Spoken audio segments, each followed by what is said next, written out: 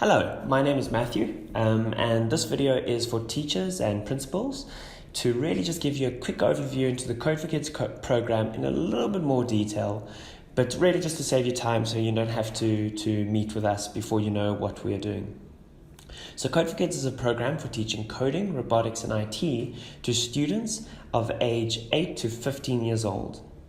It's a program that we like to think of as the textbook for ICT that the teacher can use to teach the school or teach the class in school, right? The two things we're trying to be very unique and what makes this product very different is that we are trying to be very teacher-centric and relevant. So we're very teacher-centric in that everything we're doing is about the teacher teaching the class, right? There's not a lot of gamification. It's really about saying to the teacher, this is what you need to learn, trying to upskill the teacher so that they're able to be confident to teach coding if they have absolutely no coding background. So you can see here on this lesson as an example, we have our 4 courses which I'll go through in a minute. And in this lesson, there's a video here. You as an admin here as a teacher, the student's not going to see this. You as the teacher get to watch this video, and this video is going to cover everything you as the teacher need to know to learn the lesson. We don't flood you with 8 hours of training in the beginning. It's a 45-minute training. And then every single lesson, we just-in-time learning, a big focus on the continuous professional development so that you get 10 minutes training per lesson going forward. Secondly, we try to be relevant in the content we're learning. So we're learning 4 core courses at Code4Kids. That's building websites with HTML and CSS. It's creating games and apps with JavaScript. It's robotics, also with JavaScript. And it's ICT, which includes stuff like Excel, 3D drawing, etc. There's also projects, which I'll get into in a minute, which is a very engaging pace where a lot of students spend a lot of time. So in the relevance, we don't only teach the real code that the engineers at YouTube and Facebook are learning, we also try and keep the content relevant. The very first lesson we're doing is on South Africa. And whether you're using this in the UK, Australia, India, Botswana, wherever you are in the world, your first lesson will be on your country. Then it's on the solar system, recycling, shopping, which is on maths. And a lot of the content we do is all interleaved with various content. For example, the robotics course is very maths focused. It shows students, give them a very real idea of how to create a triangle with double the area or double the length, with half the area of a rectangle, degrees, cardinal points. We can Cartesian planes. We give students a very real example of that. And even something on the recycling. We interleave something called the ISTE, which says that it's about digital citizenship and knowledge creators. And we might say to the students, well, we throw a plastic bottle in the ocean. If we do that, the plastic bottle is there forever. If we say something on the internet, it's there forever. So we try to interleave that type of content.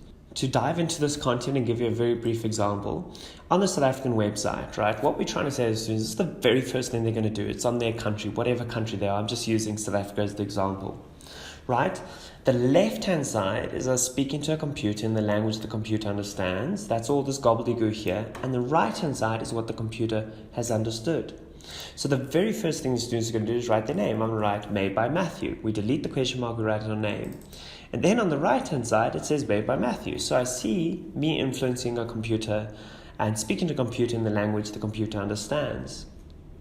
What we then do is the students go through the left-hand side, finding the question marks and deleting them. And they're just getting familiar with this left-hand side without having to know anything to do with what this red and yellow means. For example, they've got to figure out the languages in their country, the continent, the population. And we're trying to interleave a lot more than just learning coding for coding's sake, right?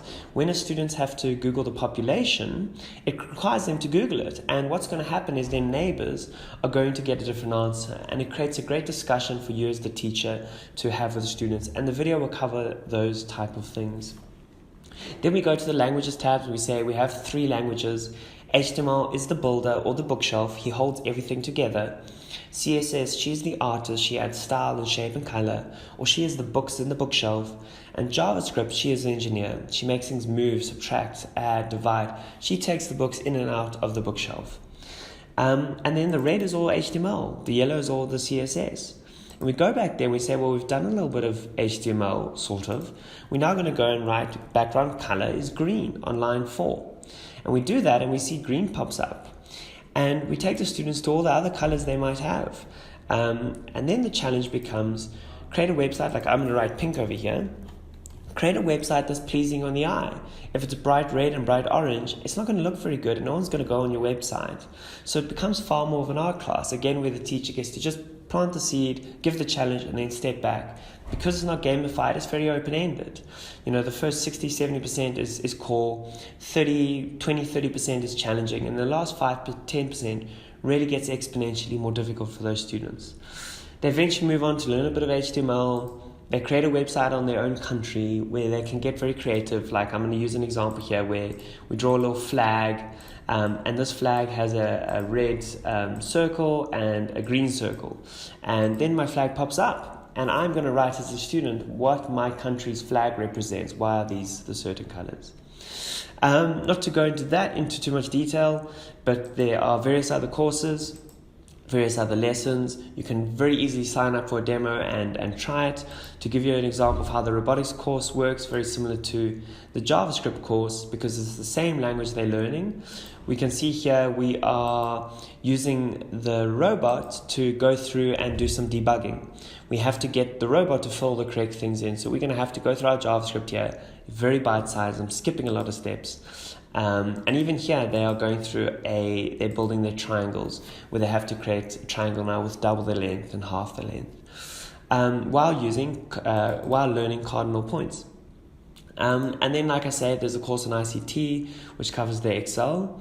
And that's Code4Kids platform in a very much a nutshell. I've put a link to a more detailed video below if you want to look into it.